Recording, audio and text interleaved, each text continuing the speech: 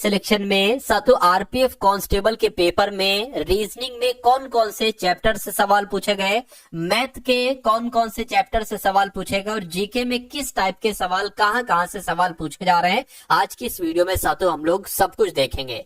तो अगर अभी तक आपका आरपीएफ का पेपर नहीं हुआ है और साथियों अगली शिफ्ट में किसी शिफ्ट में आपका पेपर है और आपका मेहनत के साथ इस पेपर को पास करना चाहते हैं, तो इस वीडियो के हर एक सवाल का जवाब आपके मनोमस्तिष्क में होना चाहिए। ठीक है ना। तो सबसे पहले हम लोग साथियों जीके देखेंगे, उसके बाद करंट अफेयर देखेंगे, उसके बाद रीजनिंग देखेंगे और उसके बाद मैथ देखेंगे। चलिए, तो पहला सवाल आपकी स्क्रीन पर है करके विश्व जल दिवस कब मनाया जाता है। तो आपका जवाब अगर 22 मार्च है तो मैं कहूंगा बिल्कुल सही हो जाएगा। नोबेल पुरस्कार प्राप्त करने वाले पहले भारतीय कौन थे। तो साथियों पहले भारतीय अगर बात करें रविन्द्रनाथ टैगोर थे, जिन्होंने नोबेल पुरस्कार प्राप्त किया था। उसके बाद देखिए माउंट एवरेस्ट पर चढ़ने वाली पहली भारतीय महिला का नाम क्या था। तो इनका नाम साथियों बछेंद्री पाल था। क्या नाम था? बछेंद्री पाल ही माउंट एवरेस्ट पर चढ़ने वाली पहली भारतीय महिला थी। उसके बाद देखिए अंतरराष्ट्रीय महिला दिवस साथियों कब मनाया जाता है। तो ये कब मनाया जाता है? ये 8 मार्च को मनाया जाता है। आंसर आपका ऑप्शन नंबर ए हो जाएगा। साथियों आप इन सवालों को देखिए, क्यों? क्योंकि साथियों देखिए आपके एग्जाम में 3 प्रकार के जीके के सवाल पूछे जा रहे हैं। एक तो साथियों सिंपल सवाल पूछे जा रहे हैं और दूसरे आपके मॉडरेट सवाल जीके के पूछे जा रहे हैं और तीसरे टाइप के हार्ड सवाल पूछे जा रहे हैं। इस क्लास में आप लोग जो देखेंगे वो सिंपल टू मॉडरेट टाइप के क्वेश्चंस देखेंगे, जिस टाइप के आपके सवाल पूछे जा रहे हैं। क्योंकि आप अपने एग्जाम में जीके के सेक्शन में अगर सिंपल सभी सवालों को कर दो, मॉडरेट सभी सवालों को कर दो और हार्ड क्वेश्चन को अगर आप छू भी मत, तब भी आपका पेपर पास हो जाएगा। आपको पेपर पास करना है ना, पेपर पास होने से आपका मतलब होना चाहिए। चलिए, तो इन सभी सवालों को देखिए और अभी जो करंट अफेयर के सवाल आएंगे वो तो बहुत इंपॉर्टेंट है, डिक्टो आपको देखने को मिलेंगे आपके रियल एग्जाम में। तो अगर बात करें भारतीय जीवन बीमा निगम का मुख्य कार्यालय कहां पर स्थित है। तो मुंबई में है, ये आपको याद रखना है। उसके बाद देखिए करके काजीरंगा राष्ट्रीय पार्क ये कहां पर है। तो भाई साहब ये असम में है। तो जिनका आंसर ऑप्शन नंबर सी है तो बिल्कुल सही हो जाएगा। देश का लौह पुरुष साथियों किसे कहा जाता है। तो सरदार वल्लभ भाई पटेल को ही देश का लौह पुरुष कहा जाता है। और नालंदा विश्वविद्यालय के संस्थापक कौन थे। तो कुमार गुप्त ही साथियों नालंदा विश्वविद्यालय के संस्थापक थे, ये भी आपको याद रखना है। महान सम्राट अशोक ये किस वंश के थे। तो ये मौर्य वंश के थे। किस वंश के थे साथियों? ये अशोक जो था ये मौर्य वंश के थे। उसके बाद देखिए कह रहे भारतीय रिजर्व बैंक का मुख्यालय कहां पर है। तो भारतीय रिजर्व बैंक का मुख्यालय मुंबई में है। उसके बाद देखिए कह रहे रेहंद बांध साथियों किस राज्य में स्थित है, बताइए। तो ये तो यूपी में स्थित है, उत्तर प्रदेश में है रेहंद बांध, ये आपको ध्यान रखना है। अगला सवाल देखिए कह रहे चोल शासकों की भाषा क्या थी। तो चोल शासकों की भाषा क्या थी साथियों? तमिल थी। क्या? चोल शासकों की भाषा क्या थी? तमिल थी। उसके बाद देखिए कह रहे इनमें से कौन कविराज के नाम से भी जाना जाता है। कविराज के नाम से साथियों किसको जाना जाता है, मुझे बताइए। भोज परमार को कविराज के नाम से विख्यात है, ये आपको ध्यान रखना है। अगला सवाल देखिए कह रहे हुमायूं नामा की रचना किसने की थी। तो गुलबदन बेगम की अगर बात करें, गुलबदन बेगम के द्वारा ही हुमायूं नामा की रचना की गई थी। भारत के प्रथम आक्रमणकारी कौन थे। महमूद गजनवी थे। नहीं साथियों मोहम्मद बिन कासिम थे। कौन? भारत के प्रथम आक्रमणकारी कौन थे? मोहम्मद बिन कासिम थे। उसके बाद देखिए औरंगजेब का मकबरा कहां पर स्थित है। तो औरंगाबाद में साथियों औरंगजेब का मकबरा स्थित है। साथियों अभी 50 सवाल तो हम लोग जीके के देखेंगे, लेकिन उसके बाद 20 सवाल जो होंगे ना वो करंट अफेयर के होंगे और बहुत एक्सपेक्टेड सवाल ये हैं। उसके बाद रीजनिंग के सवाल हम लोग देखेंगे और मैथ के सवाल हम लोग देखेंगे। ठीक है ना। तो औरंगजेब का मकबरा कहां पर है? औरंगाबाद में है। उसके बाद देखिए प्रसिद्ध चेतक घोड़ा किससे संबंधित है। यानी कि चेतक घोड़ा तो राणा प्रताप का घोड़ा था। किसका? राणा प्रताप का घोड़ा था। आंसर आपका ऑप्शन नंबर सी होगा। पाल वंश के संस्थापक की अगर बात करें तो पाल वंश के संस्थापक कौन थे साथियों? गोपाल थे। गोपाल आपका यहाँ पर सही जवाब हो जाएगा। अगला देखिए कह रहे किस सिख गुरु ने फारसी में जफरनामा लिखा था। तो फारसी में जफरनामा किसने लिखा था? गुरु गोविंद सिंह ने ही साथियों फारसी में जफरनामा लिखा था। अगला सवाल देखिए कह रहे जगन्नाथ मंदिर ये किस राज्य में है। तो ये साथियों ओडिशा में है। कहां पर है? ओडिशा में ही जगन्नाथ मंदिर है। अगला देखिए कह रहे महाराजा रणजीत सिंह के उत्तराधिकारी कौन थे। तो साथियों जो पूछा गया है कि महाराजा रणजीत सिंह के उत्तराधिकारी कौन थे, तो खड़क सिंह थे। कौन थे साथियों, खड़क सिंह थे। अगला देखिए कह रहे कि किस राज्य के शासक नवाब वजीर कहलाते थे, तो जो अवध के नवाब थे ना, अवध के नवाब, ये साथियों नवाब वजीर कहलाए जाते थे। उसके बाद देखिए पीतल में कौन कौन सी धातुएं होती हैं, तो साथियों तांबा निकल नहीं, तांबा लोहा नहीं साथियों, तांबा और जस्ता होती है। ये मोस्ट इंपॉर्टेंट क्वेश्चन है साथियों, आपके एग्जाम में इस बार आपको दिखेगा।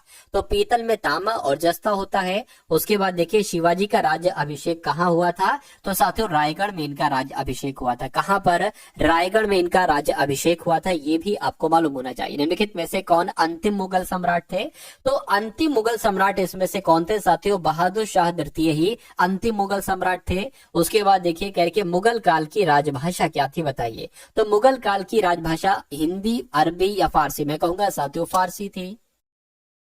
उसके बाद देखिए कह के राज्यसभा के सभापति कौन होते हैं, तो राज्यसभा के सभापति तो साथियों उपराष्ट्रपति होते हैं। अगला देखिए कह के सैनिक संगठन खालसा दल की स्थापना किसने की थी बताइए, तो साथियों कपूर सिंह के द्वारा खालसा दल की स्थापना की गई थी, आपको ध्यान रखना है। उसके बाद देखिए हुमायूं नामा साथियों किसके द्वारा लिखा गया था, तो गुलबदन बेगम के द्वारा ही साथियों हुमायूं नामा लिखा गया था। उसके बाद देखिए वाराणसी शहर किस नदी के किनारे पर, अगर आप सम्राट अशोक किसके उत्तराधिकारी थे, तो सम्राट अशोक तो साथियों बिंदुसार के उत्तराधिकारी थे। किसके उत्तराधिकारी थे, बिंदुसार के उत्तराधिकारी थे। और महात्मा गांधी जी को अधनंगा फकीर किसने कहा था, तो साथियों चर्चिल के द्वारा महात्मा गांधी जी को अधनंगा फकीर कहा गया था। और चार मीनार कहां पर स्थित है, तो हैदराबाद में साथियों चार मीनार स्थित है। उसके बाद देखिए महात्मा गांधी का जन्म कहां पर हुआ था, सॉरी कब हुआ था, हुआ तो गुजरात के पोरबंदर में था, लेकिन कब हुआ था, तो 1869 में हुआ था। अगला देखिए अजंता की गुफाएं साथियों कहां पर है, तो ये महाराष्ट्र में है। क्या, अजंता की गुफाएं महाराष्ट्र में। और फतेहपुर सीकरी किस राज्य में है, तो ये यूपी में है, उत्तर प्रदेश में है फतेहपुर सीकरी। गौतम बुद्ध का वास्तविक नाम क्या था, तो इनका वास्तविक नाम सिद्धार्थ था, ये आपको भी मालूम होगा, ठीक है ना साथियों। बहुत तेजी के साथ आप लोग जवाब दीजिए, क्योंकि जब आप साथियों जवाब देते हैं बहुत तेजी के साथ, तो जीके के सेक्शन को आप बहुत जल्दी खत्म करते हैं और फिर रीजनिंग और मैथ को करने के लिए भरपूर आपके पास समय मिल जाता है। तो गौतम बुद्ध किस वंश से संबंधित है, तो ये साथियों शाक्य वंश से संबंधित है। अगला देखिए अंतर्राष्ट्रीय मजदूर दिवस कब मनाया जाता है, तो 1 मई को ही साथियों अंतर्राष्ट्रीय मजदूर दिवस मनाया जाता है, ये आपको ध्यान रखना है। अगला देखिए करके कौन संत महाराष्ट्र से थे, तो अगर बात करते हैं साथियों तुकाराम की, तो ये जो तुकाराम थे ये महाराष्ट्र से थे। अगला देखिए करके किसने कहा था दिल्ली अभी दूर है, तो ये तो साथियों निजामुद्दीन औलिया साहब का कथन था कि दिल्ली अभी दूर है। उसके बाद देखिए ईसा मसीह का जन्म कहां पर हुआ था, तो बैथलेहम में साथियों इनका क्या, बैथलहेम में इनका क्या हुआ था, जन्म हुआ था। नेक्स्ट नंबर का सवाल करके न्याय दर्शन के लेखक कौन है, तो गौतम ही साथियों न्याय दर्शन के लेखक हैं। अगला देखिए शास्त्रीय संगीत कहां से लिया गया है, तो ये साथियों सामवेद से लिया गया। कहां से, ये सामवेद से लिया गया साथियों शास्त्रीय संगीत। नेक्स्ट नंबर का सवाल है करके मुखौटा नृत्य का संबंध किस नृत्य से है, तो यहाँ पर अगर बात करें साथियों कथकली से। ये सवाल अगर आपसे पूछा जाए तो कथकली आपको बता देना होगा। सबसे प्राचीन वाद्य यंत्र कौन सा है, तो मैं कहूंगा वीणा ही सबसे प्राचीन वाद्य यंत्र है। और मोनालिसा क्या है, तो मोनालिसा क्या है साथियों, एक चित्र ही तो है, एक पिक्चर है, तो एक चित्र यहाँ पर आपका सही जवाब हो जाएगा। अगला देखिए कह रहे इनकलाब जिंदाबाद का नारा किसके द्वारा दिया गया था, तो भगत सिंह के द्वारा ही साथियों इनकलाब जिंदाबाद का नारा दिया गया था। ओणम किस राज्य का त्योहार है, तो ओणम की अगर बात करें ये साथियों केरल का है। अगला देखिए कह रहे महान सम्राट अशोक किस वंश के थे, तो ये साथियों मौर्य वंश के थे। किस वंश के थे, ये साथियों मौर्य वंश के थे, ये आपको यहाँ पर मालूम होना चाहिए भाई। बहुत बढ़िया, वेरी गुड क्लास। चलिए अब उसके बाद देखते हैं साथियों नेक्स्ट नंबर के सवाल हैं। अब यहाँ से साथियों करंट अफेयर के सवाल आपके सामने शुरू हो चुके हैं। तो कहा जा रहा है साथियों बैंडेड रॉयल तितली की खोज कहां पर की गई है, तो अभी हाल फिलहाल में ही साथियों त्रिपुरा में बैंडेड रॉयल तितली की खोज की गई है, ये आपको ध्यान रखना है। अगला देखिए करके इंडस फूड 2025 प्रदर्शनी का आयोजन कहां पर किया जाएगा, तो साथियों ग्रेटर नोएडा में किया जाएगा। क्या, इंडस फूड प्रदर्शनी 2025 का आयोजन ग्रेटर नोएडा में किया जाएगा, ये सवाल आपसे पूछा जा सकता है। नेक्स्ट नंबर का भी सवाल आप लोग देख लीजिए, कह रहे कि भारतीय एथलेटिक्स महासंघ के अध्यक्ष कौन बने हैं, तो साथियों कौन बनेंगे, इनका नाम है बहादुर सिंह सागू। और बहादुर सिंह सागू ही भारतीय एथलेटिक्स महासंघ के अध्यक्ष बनेंगे। तो जब तक आपके एग्जाम में सवाल हो सकता है बन चुके हो तब तक। अगला देखिए करके दिल्ली में राजघाट के पास गांधी दर्शन आर्ट गैलरी का उद्घाटन जो किया गया है वो किसके द्वारा किया गया है, वो ओम बिरला के द्वारा किया गया है। राइट आंसर आपका ऑप्शन नंबर सी हो जाएगा, ठीक है ना। चलिए अब उसके बाद देखिए अगला सवाल आपकी स्क्रीन पर कह रही है ब्रिक्स समूह का 10वां पूर्ण सदस्य कौन बना है? तो कौन सा देश साथियों बना है? इंडोनेशिया बना है। आंसर आपका ऑप्शन नंबर ए होगा। अगला सवाल आपकी स्क्रीन पर है, देखिए साथियों आपने अगर वीडियो को लाइक नहीं किया है तो रिक्वेस्ट आपसे करूंगा वीडियो को लाइक कर दीजिए, और अगर आप लोग चैनल पर नए हैं तो चैनल को भी आप लोग सब्सक्राइब कर दीजिएगा, और एक प्यारा सा कमेंट कर दीजिए साथियों कि ये क्लास आपको कैसी लग रही है, क्योंकि अभी करंट अफेयर चल रहे हैं, उसके बाद रीजनिंग होगी और फिर मैथ होगी, ठीक है ना। अगला सवाल कह रहे कहाँ विश्व की सबसे वृद्ध महिला टोमिको इटूका का निधन हुआ है? तो कहाँ की बात चल रही है? जापान में विश्व की सबसे वृद्ध महिला टोमिको इटूका का निधन हुआ है। ये भी इंपॉर्टेंट सवाल है, आपके एग्जाम में आएगा। उसके बाद देखिए कह रहे कि किरण जाधव ने लक्ष्य कप में 10 मीटर एयर राइफल में कौन सा पदक जीता है? तो इन्होंने स्वर्ण पदक जीता है। कौन सा पदक साथियों? स्वर्ण पदक जीता है। अब उसके बाद देख लीजिए अगले नंबर का सवाल आपके स्क्रीन पर है, कह रहे कि रायथू भरोसा योजना, क्या रायथू भरोसा योजना के अंतर्गत कौन सी राज्य सरकार किसानों को अब हर वर्ष प्रति एकड़ 10,000 की जगह 12,000 रुपए देगी? तो ये काम साथियों तेलंगाना ने किया है। तेलंगाना राज्य सरकार ने किसानों को अब हर वर्ष प्रति एकड़ 10,000 की जगह 12,000 रुपए की सहायता देगी। और कौन सी योजना के अंतर्गत? रायथू भरोसा योजना के अंतर्गत।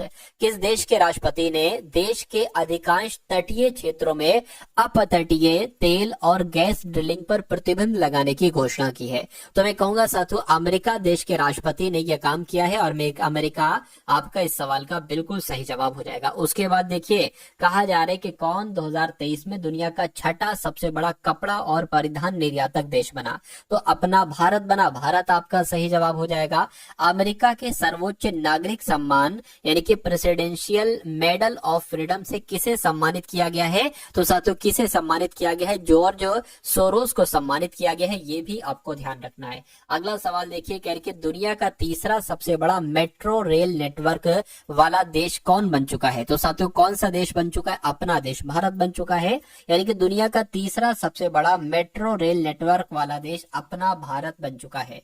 अगला सवाल आपकी स्क्रीन पर करके यानी कि भारत का पहला जैविक मत्स्य पालन क्लस्टर ये कहाँ शुरू किया गया? तो साथियों सिक्किम में शुरू किया गया। भारत का पहला जैविक मत्स्य पालन क्लस्टर ये कहाँ पर शुरू किया गया है? तो सिक्किम में शुरू किया गया है। उसके बाद देखिए करके प्रधानमंत्री नरेंद्र मोदी ने किस केंद्र शासित प्रदेश में केंद्रीय आयुर्वेद अनुसंधान संस्थान के नए भवन की आधारशिला रखी है? तो यहाँ पर आपका जवाब दिल्ली हो जाएगा, ठीक है ना। दिल्ली आपका सही जवाब हो जाएगा। कहाँ? पल्लास बिल्ली का पहला फोटोग्राफिक प्रमाण मिला है? तो साथियों कहाँ पर मिला है अगर आपसे पूछा जाए तो हिमाचल प्रदेश आपको बता देना है कि पल्लास बिल्ली का पहला फोटोग्राफिक प्रमाण कहाँ पर मिला है? तो हिमाचल प्रदेश में मिला है। अगला सवाल कह रही कि किस देश के प्रधानमंत्री ने इस्तीफा दिया है? तो मैं कहूंगा साथियों किस देश की बात चल रही है? फटाफट आप लोग बताने की कोशिश कीजिए। कनाडा देश की बात चल रही है, यानी कि कनाडा देश के प्रधानमंत्री ने अभी हाल फिलहाल में इस्तीफा दिया है। अगला सवाल करके किस राज्य सरकार ने बेमौसम बारिश को प्राकृतिक आपदा घोषित किया है? तो मैं कहूंगा साथियों कि यहाँ पर आपका राइट आंसर ओडिशा हो जाएगा। ओडिशा राज्य सरकार ने बेमौसम बारिश को प्राकृतिक आपदा घोषित किया है। उसके बाद देखिए करके कहाँ 2025 का पहला जल्लीकट्टू आयोजन शुरू हुआ है?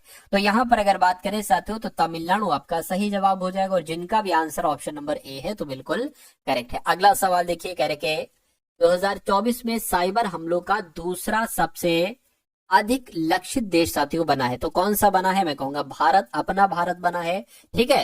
यानी कि 2024 में साइबर हमलों का दूसरा सबसे अधिक लक्षित देश जो बना है वो अपना भारत बना है। एशिया के सबसे बड़ा एयर शो एरो इंडिया 2025 का आयोजन कहां पर किया जाएगा? तो इसका आयोजन साथियों कहां पर किया जाएगा? आपसे ये कुल मिला के पूछा जा रहा है। तो बेंगलुरु में इसका आयोजन किया जाएगा। किसका आयोजन? एरो इंडिया 2025 का आयोजन बेंगलुरु में किया जाएगा। उसके बाद देखिए 38 में राष्ट्रीय खेलों की मशाल को क्या नाम दिया गया है? तो इसको साथियों तेजस्विनी नाम दिया गया। क्या नाम दिया गया साथियों? तेजस्विनी नाम दिया गया है। ये आपको यहाँ पर याद रखना है। अब उसके बाद देखिए साथियों, यहाँ से आपके सामने रीजनिंग के क्वेश्चन शुरू हो चुके हैं। तो किस टाइप के साथियों सवाल आपके आरपीएफ कांस्टेबल में पूछे जा रहे हैं, ये आप लोग यहाँ पर देखिएगा। रीजनिंग के कैसे सवाल साथियों पूछे जा रहे हैं, देखिए आपको एक आकृति दी जाएगी और इसमें 3 आपको दिए जाएंगे पार्ट, आपको दिया जाएगा चौथे पार्ट में साथियों कौन सी आकृति आएगी, ये वाली, ये वाली, ये वाली या साथियों ये वाली। अब देखिए यहाँ पर एक लाइन है और यहाँ पर भी नहीं, यहाँ पर भी, तो यहाँ पर एक लाइन है तो मैं कहूंगा यहाँ कहीं एक लाइन आएगी और ये सर्किल बना हुआ है तो उसके ऊपर सर्किल भी आएगा। तो साथियों सर्किल यहाँ पर कहीं नहीं दिख रहा है तो ये नहीं हो सकता। सर्किल आना चाहिए ऐसे करके, लेकिन ये ऐसे करके तो ये गलत हो जाएगा। एक या तो ये सही हो सकता है या साथियों आपका ये सही हो सकता है, दो में से कोई एक आपके यहाँ पर सही हो सकते हैं, ठीक है ना। चलिए कोई दिक्कत नहीं है। तो यहाँ पर अगर साथियों हम लोग बात करें, अब देखिए ये जो है ना, ये इसमें बिल्कुल सेम है, लेकिन यहाँ पर का डिफरेंस है, एक ये चीज और एक ये चीज। ये बिल्कुल कोने पे लगा हुआ है ये, लेकिन ये थोड़ा हटा हुआ है। और मैं कहूंगा यहाँ पर भी हटा हुआ है, यहाँ पर भी हटा हुआ है और यहाँ पर भी हटा हुआ है। तो मैं कहूंगा हटा हुआ वाला आएगा। और हटा वाला कहाँ पर आपको दिख रहा है, ऑप्शन नंबर सी वाले में दिख रहा है। तो इस प्रकार जिनका भी आंसर ऑप्शन नंबर सी के साथ था तो बिल्कुल करेक्ट हो जाएगा। अगला सवाल आपकी स्क्रीन पर है। ऐसे भी सवाल साथियों आपसे पूछे जा रहे हैं, कह रहे कि पहले ए बी है, ठीक है, उसके बाद एक्स और डब्ल्यू हो गया है और उसके बाद ई और एफ हो गया है और उसके बाद आपको बताने कौन से 2 लेटर आएंगे और उसके बाद आई और जे होना चाहिए और फिर साथियों पी और ओ होना चाहिए। तो यहाँ पर अगर बात करें साथियों क्या लॉजिक लगेगा, थोड़ा सोच कर मुझे बताइए। देखिए ए बी से एक्स डब्ल्यू पे जाने से बेहतर यह है कि आप ए से ई पर चले जाओ और बी से ई पर चले जाओ, सॉरी बी से एफ पर चले जाओ। क्यों? क्योंकि ए से ई पर जाओगे तो 4 बढ़ेगा और बी से डब्ल्यू पर, बी से एफ पर जाओगे तब भी 4 बढ़ेगा, ठीक है। उसी प्रकार अगर ई से आई पर हम चले जाते हैं तब भी साथियों 4 बढ़ाना पड़ेगा और एफ से जे पर जाते हैं साथियों तब भी 4 बढ़ाना पड़ेगा। तो मैं कहूंगा जब यहाँ पर 4 बढ़ाया गया है तो यहाँ पर भी 4 बढ़ाया जाएगा, ठीक है ना। चलिए तो सातों एक्स आपका क्या होता है, सातों एक्स आपका 24 पर होता है। 24 पे जब आप सातों यहाँ पर 4 बढ़ा दोगे तो कितना आपका यहाँ पर साथियों हो जाएगा, बताइए। चलिए तो x में जब साथियों 4 बढ़ाओगे तो y, z, a और b, तो b आ जाएगा यहाँ पर, लेकिन b आप देख पा रहे होगे ऑप्शन में कहीं पर नहीं है। तो ऐसा तो नहीं 4 इसमें घटाया जा रहा है। तो अगर x में साथियों जब हम 4 घटाते हैं तो t आता है, ठीक है। w में साथियों जब हम यहाँ पर 4 घटाएंगे तो कितना आ जाएगा, तो आपका s आ जाएगा। तो साथियों ts क्या यहाँ पर आना चाहिए, बिल्कुल ts ऑप्शन में भी है। तो ऑप्शन नंबर डी आपका अगर जवाब है तो मैं कहूंगा आंसर आपका बिल्कुल करेक्ट है। उसके बाद देख लीजिए अगले नंबर का सवाल है जो कि बहुत इंपॉर्टेंट है। कह रहे कि कुछ स्क्रीन डिस्प्ले है, तो जैसा जैसा कहा जा रहा है वैसा वैसा हम करते जा रहे हैं। कह रहे कि कुछ स्क्रीन डिस्प्ले है, तो साथियों मान लेते इतनी स्क्रीन क्या हो जाएंगी, डिस्प्ले हो जाएंगी, ठीक है। उसके बाद कहा गया है कि सारे मॉनिटर डिस्प्ले हैं, सारे मॉनिटर साथियों जो है ना वो डिस्प्ले है। तो एक काम करिए इसको थोड़ा बड़ा बनाइए फिर आप, ठीक है। कुछ स्क्रीन क्या हो गई, कुछ स्क्रीन आपकी साथियों यहाँ पर डिस्प्ले हो गई, ठीक है, डिस्प्ले हो गए। और क्या कहा जा रहा है कि सारे मॉनिटर डिस्प्ले हैं, तो ये साथियों आपके क्या हो गए, मॉनिटर हो गए। और कह रहे हैं सारे मॉनिटर बॉक्स हैं, तो ये सारे मॉनिटर जो है ना, ये सारे मॉनिटर क्या हो गए साथियों, सारे मॉनिटर बॉक्स हो गए। तो अब आपके कथन बन चुके हैं। तो अब आप निष्कर्ष को देख लीजिए और बता दीजिए कौन सा सही है कौन सा गलत है। कह रहे हैं कि कुछ डिस्प्ले बॉक्स हैं, कुछ डिस्प्ले किधर गई, ये डिस्प्ले बॉक्स हैं, तो कुछ डिस्प्ले बॉक्स है, ये बात तो बिल्कुल सही है, कुछ डिस्प्ले बॉक्स है। कुछ मॉनिटर स्क्रीन है, तो कुछ मॉनिटर स्क्रीन नहीं है। मॉनिटर ये है, स्क्रीन ये है, तो साथियों कुछ मॉनिटर स्क्रीन नहीं है, तो ये आपका गलत हो जाएगा। यानी कि केवल एक अनुसरण करता है, ऐसा कहां पर लिखा हुआ है, ऐसा आपका ऑप्शन नंबर डी में लिखा हुआ है। साथियों अगर आप साथियों अपने एग्जाम आरपीएफ कांस्टेबल को पास करना चाहते हैं तो मैं कहूंगा कि जितने भी क्वेश्चंस मैं आपको अब से लेकर आपके एग्जाम तक करवा रहा हूं, सभी के सभी कॉन्सेप्ट आपको देखना है, क्योंकि सवाल जो आता है ना वो कॉन्सेप्ट पर आधारित आता है। जैसे कि इस सवाल की अगर बात करें, ऐसा ही सवाल आएगा लेकिन स्क्रीन की जगह पर कुछ और शब्द कर दिया जाएगा, डिस्प्ले की जगह पर कुछ और शब्द कर दिया जाएगा, मॉनिटर की जगह पर कुछ और शब्द कर दिया जाएगा। तो अगर आप ये सवाल पढ़ोगे तो इन शब्द की जगह पर चाहे कुछ कर दिया जाए, कॉन्सेप्ट अगर आपकी समझ में है तो सवाल आप बहुत आराम से कर लोगे। ऐसी सवाल आएगा लेकिन नंबर थोड़े बहुत हो सकता है इधर उधर हो। तो ये चीजें बेसिक चीजें साथियों अगर आप समझते हो तो मैं कहूंगा पेपर कोई बहुत मुश्किल नहीं है साथियों आरपीएफ के पेपर को पास करना। तो अगर आप साथियों अपने एग्जाम तक अच्छे तरीके से तैयारी करते हैं तो मेरा मानना है कि पेपर आपका बहुत शानदार होगा। कहने कि असंगत मुझे बताइए कि इसमें से असंगत आपका कौन सा है साथियों, बताइए। देखिए यहाँ पर अगर बात करते हैं साथियों 10 बढ़ाया गया है, ठीक है। 48 से 96 हो गया तो यहाँ पर 2 से गुणा की गई है, और 96 दुना होता है साथियों 192। तो मतलब यहाँ पर भी 2 से गुणा की गई, यहाँ पर भी 2 से गुणा की गई। तो एक काम करिए, यहाँ पर भी आप 2 से गुणा करिए, और असंगत फिर पता क्या हो जाएगा, देखिए अगर साथियों यहाँ पर अगर, ठीक है, यहाँ पर अगर हम 2 से गुणा करें तो यहाँ पर हमें 24 रखना पड़ेगा। यानी कि क्या पता 38 38 जो लिखा हुआ ये असंगत हो, इस 38 की जगह पर 24 नंबर अगर आ जाता है तो 24 की 2 से गुणा कराओगे तो 48 आएगा, 48 की 2 से गुणा कराओगे 96 आएगा, 96 की 2 से गुणा कराओगे तो 192 आएगा। तो मैं कहूंगा असंगत कौन सा है, 38 नंबर यहाँ पर असंगत है, और 38 की जगह पर 24 आना चाहिए था। उसके बाद देख लीजिए अगला सवाल आपकी स्क्रीन पर, कह रही कि एक विशेष कोड में BANK को CBOL लिखा जाता है, CORE को DPSF लिखा जाता है, तो CARD को क्या लिखा जा सकता है साथियों बताइए। अब दिमाग चलाने की आपको जरूरत यहाँ पर नहीं है, सीधा सा B से C हुआ है, A से B हुआ है, N से O हुआ है, K से L हुआ है, यहाँ पर भी वही हुआ है, बिल्कुल वही हुआ है, C से D और O से P हुआ है। तो मैं कहूंगा D के बाद C के बाद D आ जाएगा, A के बाद B आ जाएगा, R के बाद S आ जाएगा, D के बाद E आ जाएगा। तो ये ऑप्शन कहाँ पर लिखा हुआ है, DBSE ऑप्शन नंबर B में लिखा हुआ है। तो जिनका जिनका आंसर ऑप्शन नंबर B है, तो मैं कहूंगा आंसर आपका बिल्कुल करेक्ट हो जाएगा भाई, बहुत बढ़िया, वेरी गुड क्लास। चलिए साथ, उसके बाद देखिए अगला सवाल है, यानी कि एक विशेष कोड भाषा में फॉर्मेट को TQHXEQ लिखा जाता है, तो आप बताइए डिनर को क्या लिखा जा सकता है बताइए। अब यहाँ पर अगर बात करते हैं साथियों, देखिए थोड़ा सा अगर आप ध्यान देंगे ना, तो FOR, ठीक है, TQH कैसे लिखा गया है। एक काम करिए, मुझे तो ऐसा नहीं लग रहा है कि भाई F होता है फिर F से T किया जाएगा, 15 से Q किया जाएगा, ठीक है, R से फिर R, मतलब कम बढ़ती हो रहा है, तो ये लॉजिक नहीं लगेगा, सब में वही लॉजिक थोड़ी ना लगता है। तो एक काम आप ये कर सकते हैं, आप इनको इस प्रकार से जरा लिखिए, देखिए समझ में आता है या नहीं आता। अभी लॉजिक क्या लगा है देखते हैं साथियों, यहाँ पर TQH और साथियों X और साथियों E और उसके बाद Q। तो यहाँ पर अगर हम लोग बात करते हैं, देखिए अब मुझे ऐसा लग रहा है कि जैसे कि ये F है, F में जब हम साथियों यहाँ पर 2 बढ़ाएंगे तो H हो जाएगा, R है, R में 2 बढ़ाएंगे तो T हो जाएगा, O है, O में 2 बढ़ाएंगे Q हो जाएगा। उसी प्रकार यहाँ पर M में 2 बढ़ाएंगे तो क्या Q होगा, M में 2 नहीं बढ़ाएंगे, फिर यहाँ पर देखिए यहाँ पर 4 2 वाला लग रहा है तो यहाँ पर 4 वाला लगेगा, T में 4 बढ़ाएंगे तो कितना आएगा, X आएगा, A में 4 बढ़ाएंगे तो E आएगा। तो यही चीज आपको यहाँ पर लगा लेनी साथियों, DINNER, यानी कि साथियों अगर अब यहाँ पर देखिए 2 बढ़ेगा, 2 बढ़ेगा तो यहाँ पर P आ जाएगा, यहाँ पर अगर बात करें D में 2 बढ़ेगा तो F आ जाएगा, और I है यहाँ पर 2 बढ़ेगा तो K आ जाएगा। तो PKF कहाँ पर लिखा हुआ है, PKF साथियों कहाँ पर 2-3 ऑप्शन में लिखा हुआ है। खैर अब यहाँ पर 4 बढ़ाना है, 4 बढ़ाओगे तो V आ जाएगा, इसमें साथियों 4 बढ़ाओगे तो R आ जाएगा, इसमें 4 बढ़ाओगे तो I आ जाएगा।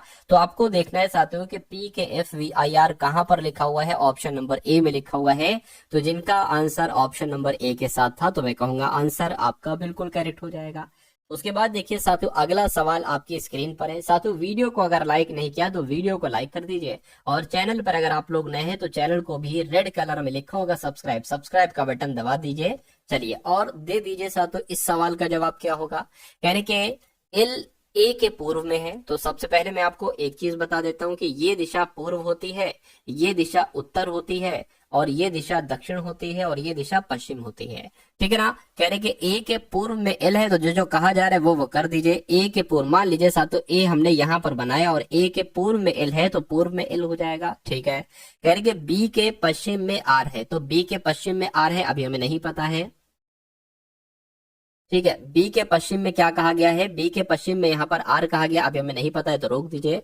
कहने कि जो एल के दक्षिण में है, अच्छा एल के दक्षिण में है यहाँ पर बात कही गई, ये जो का मतलब पता क्या होता है, दूसरे वाले के लिए, पहला वाला ये है, दूसरा वाला ये है, यानी कि बी की बात चल रही है। एल के दक्षिण में कौन है, बी है, तो जाहिर सी बात है बी यहाँ पर आ जाएंगे बिल्कुल। उसके बाद कह रहे अच्छा देखिए बी के पश्चिम में आर है, तो बी के पश्चिम में कौन हो जाएगा, आर हो जाएगा, तो ये आपका यहाँ पर आर आ जाएगा, ठीक है, कोई दिक्कत नहीं है। बी के पश्चिम में, ठीक है ना, बी के पश्चिम में आर है, बी के पश्चिम में आर हो गया, जो एल के दक्षिण में है, जो एल के दक्षिण में हो गया। कह रहे के जो कि आर और बी के मध्य में, अच्छा आर और बी के मध्य में कौन है, के है तो के यहाँ पर आ जाएगा, ठीक है। कहने के ए के दक्षिण में है, ए के, अच्छा ए के दक्षिण में, तो एक काम आप ये करिए, एक काम आप ये करिए साथियों, ठीक है, ये आर है ना, ये इसको थोड़ा सा और बढ़ाया जाएगा, ठीक है, इसको थोड़ा और बढ़ाया जाएगा, यानी कि ये चीज यहाँ पर लाई जाएगी, तो आर यहाँ पर बनेगा। और उसके बाद कहा गया था कि आर और बी के मध्य में कौन है, के है, तो के यहाँ पर आएगा। और कहा गया है कि ए के दक्षिण में, तो ए के दक्षिण में साथियों के है, यानी कि एल के संदर्भ में किस दिशा में है आर, तो एल के संदर्भ में किस दिशा में आर साथियों, इस दिशा में है, तो ये दिशा क्या कहलाई जाती है साथियों, ये दिशा आपकी पश्चिम और दक्षिण कहलाई जाती है, पश्चिम दक्षिण कह लो या दक्षिण पश्चिम कह लो। उसके बाद देखिए साथियों, अगले नंबर का सवाल आपकी स्क्रीन पर है, इस सवाल को देखिए और बताइए सही जवाब क्या होगा करके। कर्ण पूर्व दिशा में, ठीक है, कर्ण की अगर बात करें, कर्ण पूर्व दिशा में x मीटर की दूरी पर तय करता है, क्या, फिर से मैं आपको बतला देता हूं, कह रहे कि कर्ण पूर्व दिशा में x मीटर की दूरी तय करता है और तब दाएं मुड़कर y मीटर की दूरी तय करता है, तो बताइए प्रारंभिक बिंदु तक पहुंचने के लिए सबसे छोटी दूरी क्या होगी। तो कुल मिला के इस कॉन्सेप्ट पर भी साथियों सवाल आपसे पूछा जा चुका है, तो इस सवाल को आप कैसे करेंगे, सिंपल सी बात है, जितना मैंने आपको बताया था उतना अगर आपको याद है तो आप इस सवाल को बहुत आराम से कर ले जाओगे। देखिए करके, कर्ण पूर्व दिशा में, तो मान लीजिए कर्ण अभी यहाँ पर है, पूर्व दिशा में x मीटर की दूरी चलता है, तो इसको हमने x मीटर की दूरी चला दिया। कह रहे कि दाएं मुड़ता है, तो दाएं मतलब सीधे हाथ में मुड़ता है, तो इधर को मुड़ेगा, और y मीटर की दूरी तय करता है, y मीटर की दूरी तय कर दिया। कह रहे कि तो बताइए कि प्रारंभिक बिंदु तक, यानी कि प्रारंभिक बिंदु तक के लिए सबसे छोटी दूरी क्या होगी, यानी कि यहाँ ये दूरी आपसे कुल मिला के पूछी जा रही है साथियों, बताइए। अब देखिए इस पता, ये एक त्रिभुज बन गया है, ठीक है, तो त्रिभुज का एक सूत्र होता है साथियों, कर्ण का स्क्वायर बराबर आधार का स्क्वायर प्लस लंब का स्क्वायर, ये लंब हो जाएगा, ये मान लीजिए आधार हो जाएगा, ठीक, ऊपर को हो गया थोड़ा सा बस, ठीक है, वैसे तो नॉर्मली ऐसे होता है, ठीक है, और ये कर्ण हो जाएगा। तो इसको साथियों आप लोग एक बार चेक कर लीजिए, देखिए कर्ण, आप ये कर्ण है तो कर्ण आपको ज्ञात करना है, यानी कि कर्ण का स्क्वायर बराबर आधार का स्क्वायर एक्स स्क्वायर हो जाएगा, और एल एल कितना है, ठीक है, वाई स्क्वायर हो जाएगा आपका। तो अब साथियों क्या होगा, देखिए अब पता क्या होता है, कभी अगर स्क्वायर है उधर को, इस स्क्वायर को आपको हटाना है तो इसके ऊपर अंडर रूट चढ़ जाता है, तो अंडर रूट में आ जाएगा एक्स स्क्वायर प्लस आपका वाई स्क्वायर। तो आपसे पूछा गया था कि प्रारंभिक बिंदु तक की दूरी सबसे छोटी कितनी हो सकती है, कर्ण, ये कर्ण होता है, तो कर्ण का मान कितना निकला है, x square plus y square, under root में है ये।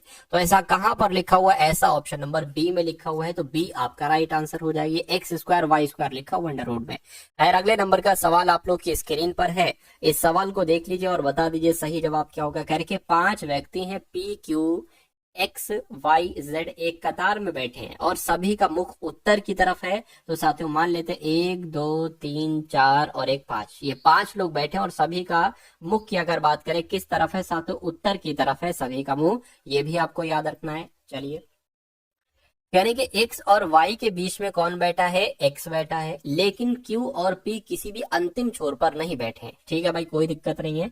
यानी कि अब अच्छा इसको भी पढ़ लो जरा, कह रहे कि y बाई और कतार के अंतिम छोर पर बैठा है, बाई और बैठा है y, यानी कि y यहाँ पर बैठा है और अंतिम छोर पर बैठा है, ठीक है, और q y का निकटतम पड़ोसी नहीं है। अब जरा इस पर आओ साथियों, क्या कहा जा रहा है, कह रहे कि Q और P के बीच में बैठा है X। तो एक काम आप ये करो, आप यहाँ पर 2 लाइंस बनाओ, 1 2 3 4 और 1 5, ठीक है। क्या कहा गया था, कह रहे कि Q और P के बीच में बैठा है X, और तो एक काम करिए, मान लीजिए साथियों आपने क्या, Q और P कहा गया है, तो Q और P एक काम करिए साथियों, ठीक है, यहाँ पर PQ आप बना लीजिए और यहाँ पर आप क्या बना लीजिए, Q और P यहाँ पर बना लीजिए, कुछ भी सही हो सकता है, क्योंकि ये तो कहा गया है कि लेकिन Q और P किसी भी अंतिम छोर पर नहीं है, Q और P अंतिम छोर पर नहीं है, तो जाहिर सी बात है यहीं पर होंगे, और इनके बीच में कौन है, X है, तो यहाँ पर साथियों X आ जाएगा, ठीक है, कोई दिक्कत नहीं है।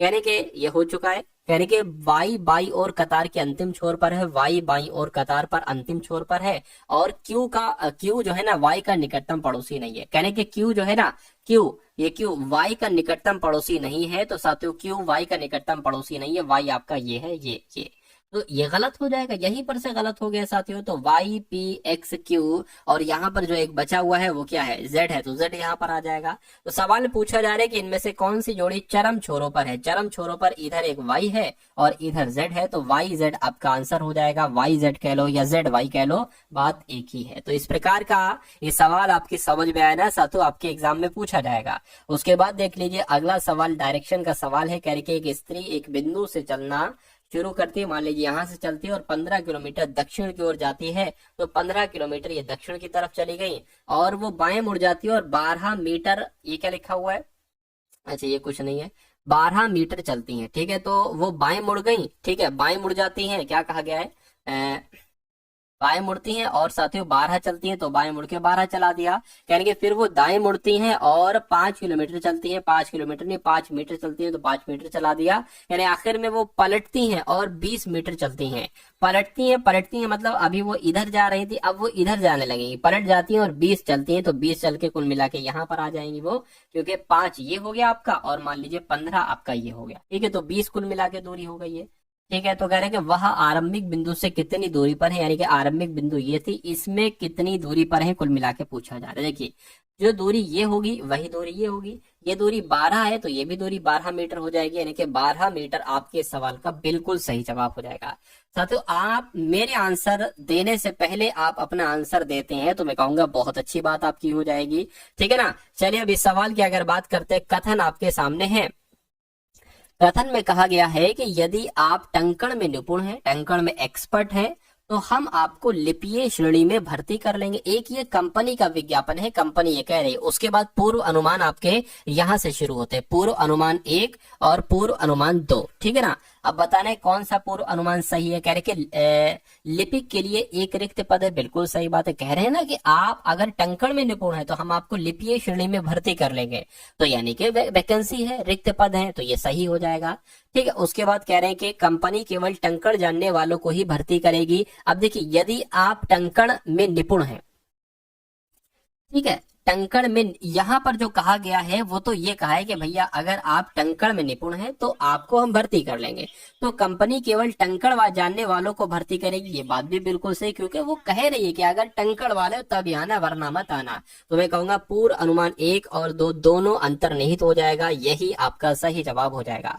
उसके बाद देख लीजिए साथियों, नेक्स्ट नंबर का सवाल है। कह रहे कि एक कूट भाषा में पिंक को ब्लू, मतलब पिंक के मायने ब्लू हैं, मतलब पिंक को ब्लू लिखा जाता है, ब्लू को येलो लिखा जाता है, येलो को रेड लिखा जाता है और रेड को व्हाइट लिखा जाता है, व्हाइट को ब्लैक लिखा जाता है। तो मोल का रंग क्या होगा? अरे भाई मोल का रंग यहाँ पर क्या होता है? मोल मतलब होता है तिल और मोल का रंग होता है साथियों ब्लैक, तो यहाँ पर ब्लैक लिखा जाएगा। लेकिन ब्लैक को यहाँ पर क्या कहा गया है? ब्लैक को एक तरीके से यहाँ पर व्हाइट कहा गया, क्योंकि व्हाइट के मायने ब्लैक है तो ब्लैक के मायने व्हाइट है, तो व्हाइट आपका कुल मिला के आपका बिल्कुल करेक्ट आंसर हो जाएगा भाई। बहुत बढ़िया, वेरी गुड क्लास। चलिए साथियों अब उसके बाद देखिए अगले नंबर का सवाल आपकी स्क्रीन पर है।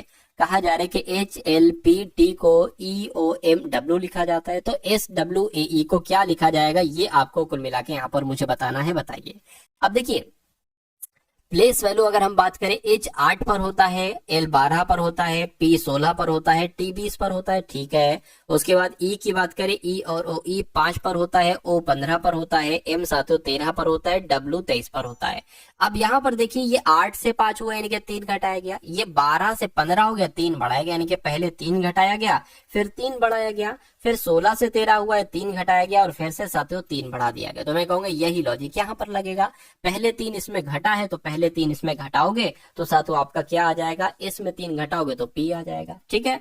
और W में 3 बढ़ाओगे तो साथियों Z आ जाएगा, ठीक है। A में 3 अगर घटाओगे तो X आ जाएगा और E में 3 बढ़ाओगे तो H आ जाएगा। तो ये कहां पर लिखा हुआ है? PZX H कहां पर लिखा हुआ है? ऑप्शन नंबर डी में लिखा हुआ है, तो ये आपका सही जवाब है। अगला सवाल देखिए आपकी स्क्रीन पर, इस सवाल को देख लीजिए और बता दीजिए कि आपका सही जवाब क्या हो सकता है। कह रहे कि जडेजा उत्तर दिशा की ओर 3 किलोमीटर चलकर बाएं ओर मुड़ जाती, तो जैसा जैसा कहा जा रहा है वैसा वैसा हम करते जाएंगे। तो मान लीजिए साथियों जडेजा यहाँ पर है, जडेजा उत्तर दिशा में 3 किलोमीटर चलती हैं और बाएं ओर मुड़ जाती हैं, तो साथियों हमने इनको बाएं ओर मोड़ दिया और 7 किलोमीटर चलती हैं, 7 किलोमीटर चल गई है। यानी कि फिर बाईं ओर मुड़कर 6 किलोमीटर चलती हैं, तो 3 चलेंगी यहाँ तक और 3 चलेंगी यहाँ तक, यानी कि 6 किलोमीटर चलती, और फिर वो फिर से बाएं ओर मुड़कर 7 चलते हैं, यानी कि बाएं ओर मुड़कर 7 चलेंगे तो जाहिर सी बात है यहाँ पर पहुंच जाएंगी। यानी कि जडेजा का मुंह किस दिशा में है? तो जडेजा का मुंह तो साथियों इस दिशा में, और ये दिशा क्या होती है? ये दिशा पूर्व कहलाई जाती है। तो कुल मिला के अगर बात करें पूर्व आपका जिनका भी आंसर है तो मैं कहूंगा आंसर आपका बिल्कुल करेक्ट हो जाएगा।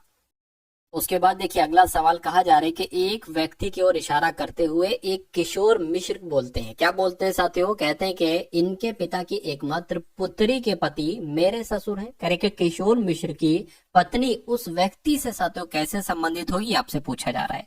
अब देखिए यहाँ पर सिंपल सी बात है कि एक व्यक्ति की ओर इशारा करते हुए कहा जा रहा है, तो मान लीजिए वो व्यक्ति ये हो जाएगा। व्यक्ति की ओर इशारा करते हुए कौन कह रहा है साथियों, किशोर कह रहे हैं। कौन कह रहे हैं साथियों, मान लीजिए किशोर कह रहे हैं, तो किशोर मिश्र क्या कह रहे हैं, किशोर मिश्र का कहना क्या है साथियों, कह रहा है कि इनके पिता यानी कि इस व्यक्ति के पिता, तो इस व्यक्ति के पिता कौन हो गए, ये हो गए इस व्यक्ति के पिता की एकमात्र पुत्री, तो इस व्यक्ति के पिता की एकमात्र पुत्री, ठीक है, इस व्यक्ति की कौन हो जाएगी, बहन हो जाएगी। इस व्यक्ति के पिता की एकमात्र पुत्री के पति, यानी कि इनके पति की बात चल रही है, इनके पति की बात चल रही है। इनके पति जो है ना मेरे ससुर है। अच्छा, इनके ससुर है।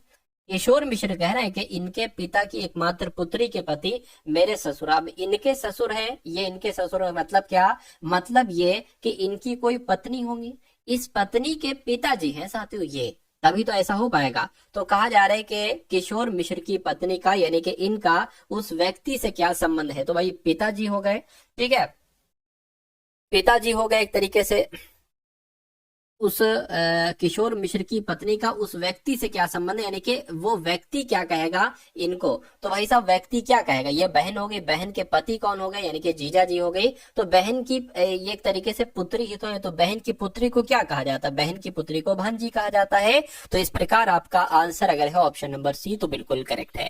तो यहाँ से साथियों आपके सामने अब मैथ के क्वेश्चन स्टार्ट हो चुके हैं। तो जितने सवाल रीजनिंग के आएंगे आपके एग्जाम में, उतने ही सवाल मैथ के आपके एग्जाम में आएंगे। तो इन सभी सवालों को देखिए, इन कॉन्सेप्ट्स को समझिए, क्योंकि इन्हीं कॉन्सेप्ट पर आधारित आपसे प्रश्न पूछे जाएंगे, ठीक है ना। चलिए, कहा जा रहा है कि 3 घंटियां हैं जो क्रमशः 30, 45, 60 सेकंड यानी कि, ठीक है, इतने अंतराल पर बजती है। पहली घंटी बजती है 30 सेकंड, उसके बाद 45 सेकंड, फिर 60 सेकंड बाद बजती है। तो कहने कि अगर वे सभी एक साथ दोपहर में 1 बजे बजती हैं, तो वो एक साथ दोबारा किस समय बजेगी, 1:30 बजे, 1:12 पर, 1:24 पर, या 1:03 पर। कभी भी अगर आपसे ये सवाल पूछा जाए कि भाई इतने सेकंड इतने सेकंड इतने सेकंड के अंतराल पर घंटियां बजती हैं, तो वो 1 बजे बज रही है, 12 बजे बज रही है, 2 बजे बज रही है, तो वो अगली बार दोबारा एक साथ कब बजेगी। तो ये जो 3 जितनी भी ये संख्या है, इनका आपको एलसीएम निकालना होता है। सबसे पहला काम आपको यही करना होता है। तो इनका साथियों आप क्या एलसीएम निकाल लीजिए, 2 से कट करेंगे तो 15 आ जाएगा, यहाँ पर 45 का 45 रहेगा, यहाँ पर साथियों 30 आ जाएगा। 2 से कट करेंगे 15, 45 का 45, ये 15 आ गया। अब 3 से इसको कट कर लीजिए, 3 पंजे 15, 3 कम 3, 3 पंजे 15 और 3 पंजे 15 हो गया। अब इसको 3 से कट कीजिए, 5, 3 पंजे 15 और 5, अब 5 से कट हो जाएगा, ठीक है। तो 2 दूना 4, 4 तिया 12, 12 तिया कितने हो जाएंगे, 36 हो जाएंगे। और 36 पंजे कितने हो जाएंगे, देखकर मुझे बता दीजिए एक बार, 36 पंजे कितने हो जाएंगे, 6 पंजे 30 और 5 तिया 15 यानी कि 18 हो जाएंगे। तो मैं कह सकता हूं कि 180 सेकंड के बाद घंटियां बजेंगी, यानी कि अगर घंटियां 30 सेकंड, 45 सेकंड, 60 सेकंड के अंतराल पर बजती हैं, तो वो अगली बार कब बजेंगी, एक 18 सेकंड बाद बजेंगी। 18 सेकंड कह लो या साथियों 3 मिनट कह लो, क्योंकि 1 मिनट में 60 सेकंड होते हैं। यानी कि अगर 1 बजे बज रही हैं, तो अगली बार वो 1:03 पर बजेंगे। तो 1:03 कहां पर लिखा हुआ है, ऑप्शन नंबर डी में लिखा हुआ है। अगला सवाल कह रहे कि आनंद और रवि एक काम को 12 दिन में करते हैं, ठीक है, करके रवि और चिन्मय उसी काम को 16 दिन में करते हैं, और चिन्मय और आनंद उसी काम को 48 दिन में करते हैं। तो कहने कि रवि अकेले अगर उसी काम को करता है तो उसको कितने दिन लगते हैं। देखिए अब जो जो कहा जा रहा है वो सबसे पहले आप लोग लिख लीजिए। आनंद और रवि एक काम को 12 दिन में करते हैं, तो आनंद के लिए ए लिख लेते हैं और रवि के लिए आर लिख लेते हैं। ये दोनों एक काम को 12 दिन में करते हैं, ठीक है। उसके बाद कह रहे रवि और चिन्मय, ठीक है, तो ये रवि हो गए और ये कौन हो गए, चिन्मय हो गए। ये एक काम को उसी काम को 16 दिन में करते हैं, ठीक है, 16 दिन में ये लोग कर लिए। और कह रहे हैं जबकि चिन्मय और आनंद, यानी कि चिन्मय और आनंद उसी काम को कितने दिन में करते हैं, 48 दिनों में करते हैं। तो कहा आपसे जा रहा है कि अगर रवि अकेले उस काम को करेगा तो कितने दिन में लगेगा। देखिए आपको यहाँ पर एक ऐसा नंबर लेना पड़ेगा, एक ऐसा नंबर लेना पड़ेगा जो साथियों तीनों से कट जाए, तो मैं कहूंगा वो नंबर 48 हो जाएगा। 12 चौक 48, 16 तिया 48, 48 एकम 48। कहने का मतलब ये है कहने का मतलब साथियों अगर बात करें तो ये है कि भैया जो है वो ए और आर एक दिन में 4 काम करते हैं, आर और सी एक दिन में 3 काम करते हैं, और सी और ए एक दिन में 1 काम करते हैं। ठीक है ना। तो कुल मिला के अगर बात करें डेली ये तीनों मिलकर कितना काम कर सकते हैं साथियों, डेली ये तीनों मिलकर 8 काम कर सकते हैं। कितना काम कर सकते हैं? 8 काम कर सकते हैं। तो अब देखिए यहाँ पर 2 बार आर है, 2 बार ए है, 2 बार सी है, तो मैं इसको कह सकता हूँ कि 2 और ब्रैकेट में, ठीक है, ए हो जाएगा, आर हो जाएगा और साथियों सी हो जाएगा, बराबर कितना हो जाएगा? 8 हो जाएगा, ये 8 आ जाएगा। तो अब अगर बात करें साथियों देखिए ए प्लस आर प्लस सी बराबर कितना हो जाएगा? 2 से भाग होगा तो 4 आ जाएगा। यानी कि ए आर और सी एक दिन में एक तरीके से 4 काम करते हैं। ठीक है ना, 4 काम करते हैं। तो कहा जा रहा है कि रवि अकेले उसी काम को कितने दिन में करेगा? अब देखिए रवि किसमें नहीं है? रवि इसमें नहीं है, रवि इसमें नहीं है। तो अगर साथियों ए प्लस आर प्लस सी में से आप सी माइनस ए, ठीक है, सी माइनस ए माइनस ए घटा दोगे तो आपको पता चल जाएगा रवि का कार्य कितना है। और ये दोनों मिलकर 1 काम करते हैं, तो ये दोनों मिलकर 1 काम करेंगे और तीनों मिलकर 4 काम करेंगे, तो इनका डिफरेंस कितना हो जाएगा? 3 हो जाएगा। ठीक है ना साथियों, 3 हो जाएगा। यानी कि रवि एक दिन में 3 काम करता है और टोटल काम कितना है? 48। तो टोटल काम 48 है और रवि एक दिन में 3 काम करता है, यानी कि 16 दिन में साथियों वो काम कर पाएगा रवि। तो इस प्रकार आपका जवाब जो जाना चाहिए वो ऑप्शन नंबर बी के साथ जाना चाहिए, 16 आपका सही जवाब हो जाएगा। अगला नंबर सवाल देखिए साथियों, कह रहे कि 65 लोगों के एक समूह में 40 लोगों को केवल क्रिकेट पसंद है और 10 लोगों को क्रिकेट और टेनिस, ठीक है, क्रिकेट और टेनिस दोनों पसंद है, ये कुछ नहीं है। समूह में हर कोई दो में से कम एक खेल को पसंद करता है, तो कितने लोग टेनिस पसंद करते हैं मुझे बताइए। देखिए इस सवाल को आप कैसे कर सकते हैं मैं आपको बता देता हूं साथियों। मान लीजिए आपकी ये क्या हो गए, ये क्रिकेट वाले लोग हो गए। तो कहा जा रहा है कि 65 लोग हैं टोटल, इसमें से 40 लोगों को केवल क्रिकेट पसंद है। तो केवल अगर 40 लोगों को क्रिकेट पसंद है तो ये क्रिकेट वाले हो गए, और ये 40 लोगों को केवल क्रिकेट पसंद है। और कह रहे हैं कि 10 लोग ऐसे हैं जो क्रिकेट भी खेलते हैं और टेनिस भी खेलते हैं, तो मान लीजिए ये टेनिस वाले हो गए। ये 10 लोग ऐसे हो गए जो टेनिस भी खेलते हैं और क्रिकेट भी खेलते हैं। ठीक है ना। तो कितने लोग सिर्फ टेनिस खेलते हैं? तो कितने लोग टेनिस खेलते हैं? अच्छा सिर्फ नहीं, टेनिस लोग कितने खेल खेलते हैं? देखिए टोटल लोग 65 थे, 40 लिख दिए, 10 लिख दिए, 50, अब यहाँ पर 15 ही तो लिखोगे। तो कुल मिला के टेनिस एक तो ये 15 लोग खेलते हैं और ये 10 लोग खेलते हैं, तो 10 प्लस 15 कितना हो जाएगा? यानी कि 25 लोग जो है ना वो टेनिस खेलते हैं। और 25 लोग कहाँ पर लिखा हुआ है साथियों? ऑप्शन नंबर बी में लिखा हुआ है। तो ये क्या होगा? ये आपका बिल्कुल करेक्ट आंसर हो जाएगा। चलिए अब उसके बाद देखिए अगला सवाल कह रहे हैं कि अगर एक संख्या 50% दूसरी संख्या, क्या साथियों? कहा जा रहा है कि अगर एक संख्या, मान लीजिए वो संख्या x है, इस संख्या का 50% दूसरी संख्या के बराबर है, दूसरी संख्या मान लीजिए y है, तो उनका अनुपात क्या होगा? यानी कि x अनुपात y आपको बताना है। अब देखिए x, ठीक है, अब ये y मान लीजिए x के नीचे आ जाएगा और ये इधर 100 इधर चला जाएगा, 50 इसके नीचे आ जाएगा 100 और ये 50 हो गया। 50 से कम 50 और 50 दूना, तो कुल मिला के x अनुपात y कितना आ गया? ए 2 अनुपात 1 आ गया। 2 अनुपात 1 कौन से ऑप्शन में लिखा हुआ है साथियों? ऑप्शन नंबर बी में लिखा हुआ है। अब उसके बाद देखिए साथियों आज के इस वीडियो का अंतिम सवाल आपकी स्क्रीन पर आ चुका है। कहा जा रहा है कि 25,000 रुपए की राशि को 4%, 5% और 6% पर पहले, दूसरे और तीसरे वर्ष के लिए सालाना संयोजित करते हुए 3 साल के लिए जमा किया गया है। 3 वर्षों के अंत में राशि कितनी हो जाएगी? तो यहाँ पर साथियों इस सवाल में क्या है, कोई दिक्कत नहीं, मैं आपको बता देता हूँ। 25,000 रुपए थोड़ी ना, ये साथियों 2,50,000, 2,50,000 रुपए हैं। ठीक है भाई, 2,50,000 रुपए हो गए आपके। ठीक है भाई, 2,50,000 रुपए, इनको 4% पर पहले वर्ष, दूसरे वर्ष 5% और तीसरे वर्ष साथियों 6% पर संयोजित 3 साल के लिए जमा किया जाता है। तो साथियों 3 वर्षों के बाद जो राशि हो जाएगी वो मिश्रधन कितना हो जाएगा? देखिए ठीक है, 1 प्लस पहला दर कितनी है साथियों? 4% है, तो 4 बटे यहाँ पर 100 आ गया। ठीक है, दूसरी अगर बात करें दूसरे वर्ष के लिए 5 है ना, तो 5 बटे 100 आ गया। तीसरे वर्ष के लिए 1 प्लस 6/100 ये आ गया। 3 वर्षों के लिए हो जाएगा। अब इसको अगर कट करें साथियों, देखिए कैसे कट करेंगे आप। ठीक, ये आपका 4 एकम 4, यहाँ पर 25 आ जाएगा। ठीक है, तो 25 से कम 25, ठीक है, 25 से कम 25, 25 और एक 26 बटे 25 आ गया यहाँ पर। 26 बटे यहाँ पर क्या आ गया साथियों? 25 आ गया, और गुणा में क्या आ गया? 2,50,000 यहाँ पर आ गया।